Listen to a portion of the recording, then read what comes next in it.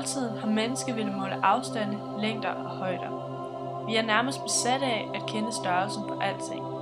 Vi har længe haft simple metoder, der muliggør måling af alle mulige objekter omkring os. Vi kan for eksempel måle Sigurds finger. Den er 10,7 cm lang. Sigurd selv måler vi til at være 1,83 meter høj. Vi kan også måle afstanden fra festsalen til kantinen. Der er der 22,56 meter.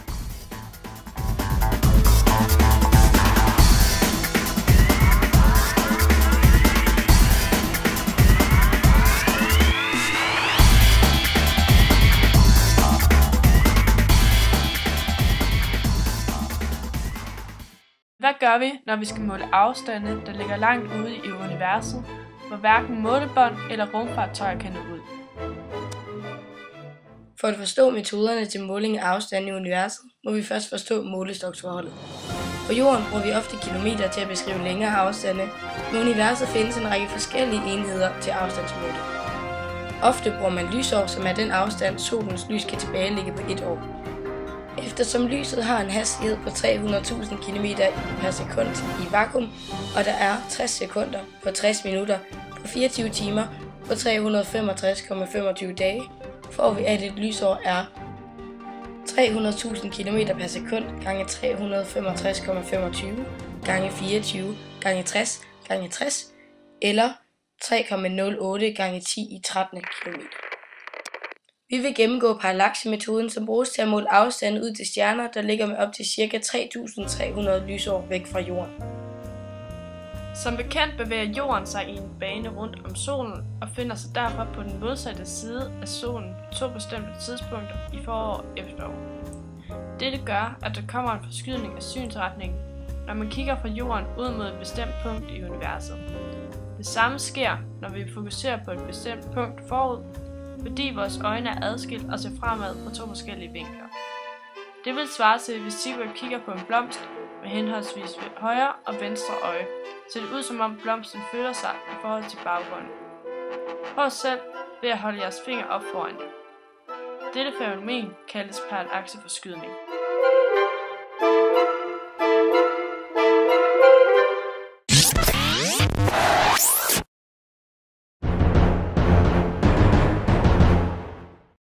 Dette udnyttes i parallaxemetoden, hvor øjnene symboliserer jorden i 2 forskellige positioner i dens bane rundt om solen. Bag ved stjernen skal der være en baggrund, som består af såkaldte fiksstjerner. Fiksstjerner er så langt væk, at de synligt ikke vil flytte sig uanset jordens position. Måleenheden AE, astronomisk enhed, er den præcise afstand fra jorden til solen, altså radius i jordens cirkelbane om solen. Måler vi f.eks. afstanden til en stjerne i 2 forskellige årstider, efterår og forår, vil det derfor se ud som om stjernen har flyttet sig i forhold til baggrundsstjernerne. Stjernerne bagved den stjerne vi fokuserer på flytter sig ikke. Når man kigger fra jorden mod vores stjerne, vil det derfor se ud som om stjernerne ligger på en væg. Nogle stjerner er store, andre er små, alt efter hvor tæt de er på. Vi har nu indtegnet de nødvendige mål på vores matematiske model, som skal hjælpe os med at forklare formlen. Vi indtegner desuden et cirkelstykke fra E til F med centrum i stjernen, hvis afstand til jorden vi vil måle. Stjernen kalder vi for S. 2 phi er topvinklen fra D til D. Cirkeludsnittet 2AE udgør samme andel af periferien af cirkel S, som topvinklen 2 phi vil udgøre af cirklens vinkelsum. Og cirklens vinkelsum er som bekendt altid 360 grader. Det er radius i cirkel S, og vi ved, at en cirkels periferi er givet ved 2 gange pi gange radius. Fordi vi ved, at cirkeludsnittet EF, svarende til 2AE, vil udgøre samme andel af cirkel S samlede periferi, som topvinklen fra D til D, altså 2 phi, vil udgøre 360 grader, så får vi, at 2AE over 2 gange pi gange D er lig med 2 phi over 360 grader. Vi omregner nu for at få et udtryk for D. Først forkorter vi med 2, så får vi, at AE over pi gange D er lig med phi over 180 grader. Herefter isolerer vi D. Enheden grader er meget upræcis, i det afstande i universet er enorme, og selv den mindste forskel i gradtallet kan have stor betydning. Derfor omregner man i parallaxemetoden grader til buesekunder. 1 grad er lig med 3600 buesekunder.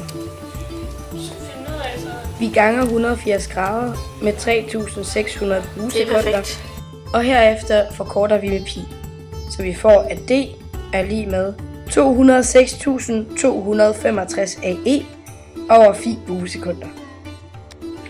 206.265 AE svarer til 1 måleenhed parsec. Det er altså lig med 1 parsec over phi buesekunder. Hvis vi kender topvinklen, kan vi altså udregne afstanden i parsec, og for parsec kan vi regne om til lysår, eftersom 1 parsec er lig med 3,26 lysår.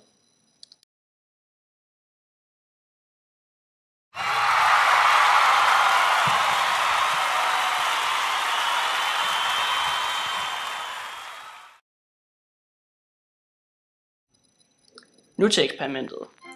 Vi har lavet en lille opstilling af jorden og solen, og den stjerne, der er langt væk, som vi gerne vil måle afstanden til. Først målte vi afstanden fra jorden til solen for at finde vores AE. Den var 7,5 cm. Derefter flugtede vi stjernen fra jordens 2 yderpositioner og ramte tilfældigvis en fiks stjerne. Nu kan man så måle topvinklen og derved finde 2 phi, fordi vi ved, at 2 topvinkler er lige store. Topvinklen målte 2,8 grader, ergo phi er 1,4 grader. Nu bruges formlen, som vi udledte tidligere. Da vores vinkel er meget større, end hvis vi havde målt en rigtig planet, er formlen d lig med 180 grader divideret med pi gange med phi gange AE lettest at bruge. Så indsætter vi vores data i formlen og kommer frem til, at der er 3 meter ud til stjernen. Vi kan konkludere, at resultatet er meget upræcist, idet det hele afhænger af vores præcision med linjerne og med vinkelmåleren. En enkelt grads forskel giver stort udslag, når det er så små vinkler, vi arbejder med. Derfor har astronomer ekstremt præcise redskaber, når de måler afstanden i rummet.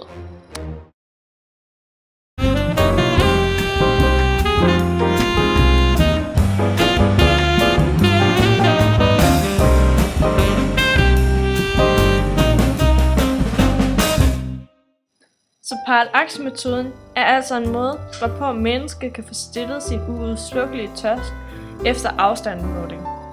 Tak fordi I lyttede med.